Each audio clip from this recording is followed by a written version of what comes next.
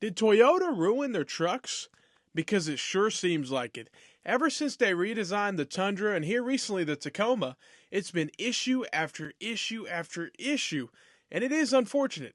I hate to see this happen to Toyota, and that's the worst part about it. We're talking about Toyota here, a brand that was known to be super reliable. And before they redesigned these trucks, they were both bulletproof.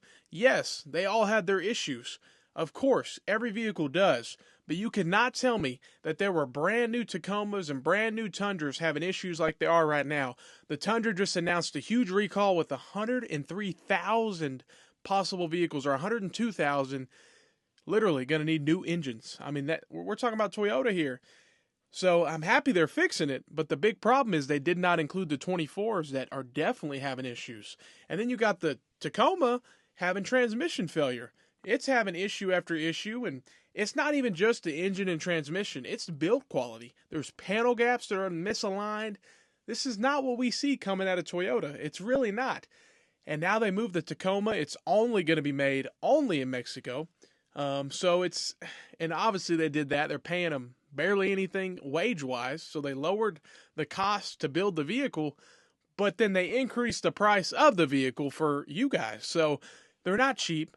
Crazy expensive for the Tundra and the Tacoma. They're having issues like crazy, recall after recall, and Toyota really has to include the 24s in the recall. Let me show you a few comments that people have left.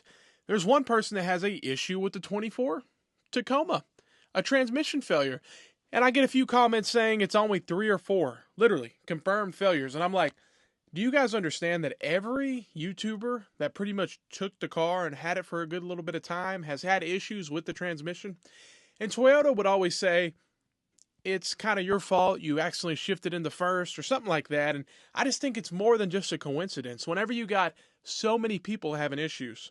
So the Tacoma failure it's just starting, and I think it's going to get, and this is all unfortunate, but I do think it's going to become a bigger problem as the year goes on. So it's definitely probably going to be a recall is what it's looking like. But obviously Toyota kind of waits, all the trucks are in warranty right now. So they're kind of like waiting, they're, seeing what's going on. And basically probably just like they did with the Tundra, as, probably a year, they're going to wait a year and a half, I don't know, however long, and they're going to end up doing a recall. So it's going to happen, unfortunately, if not sooner. But it needs to happen. So that's a good thing. At least I do think they will take care of you. And that's what a lot of people try to point out is at least they're taking action. At least they're doing it. But let's not forget, they definitely took their time. It's not like they're rushing to take action, but they do know everybody's in warranty.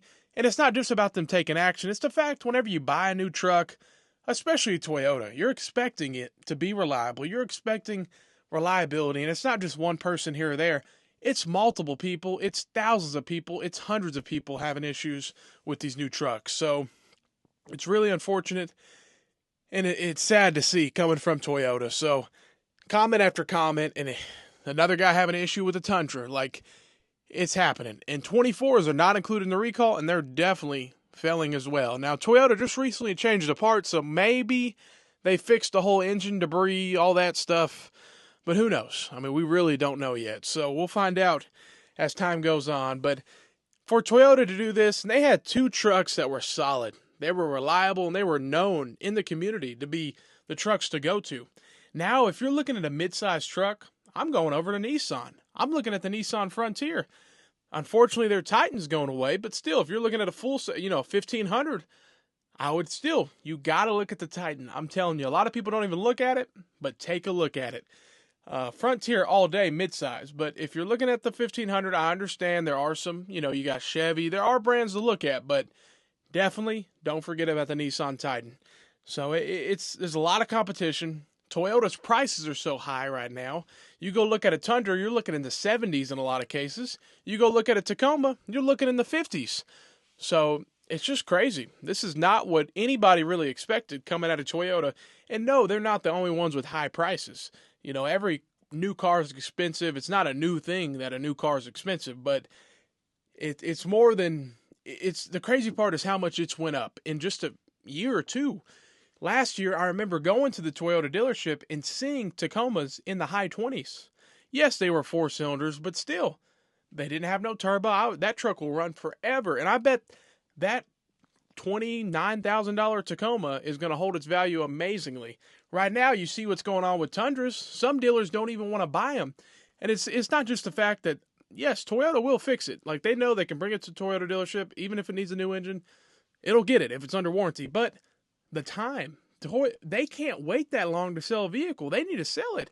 They're going to end up paying interest on that. Like, they need to get that car out of here. We're trying to sell vehicles, not bring them to other car lots to get them fixed, or bring them to, if you're a Toyota lot, you don't want to buy that and then have to have it sit in service for a month, 2 months waiting on parts. So it's just crazy what's going on. And some people literally are saying dealerships don't even want to buy my Tundra. So that's really crazy to see happen. But it is what it is. Toyota did it to themselves, and we just have to start looking at other brands. And that's why Nissan, definitely in the midsize truck market, it's hard to beat. It's really the only one left that offers a V6. Yes, the Ridgeline does, but the Ridgeline is a really niche. And I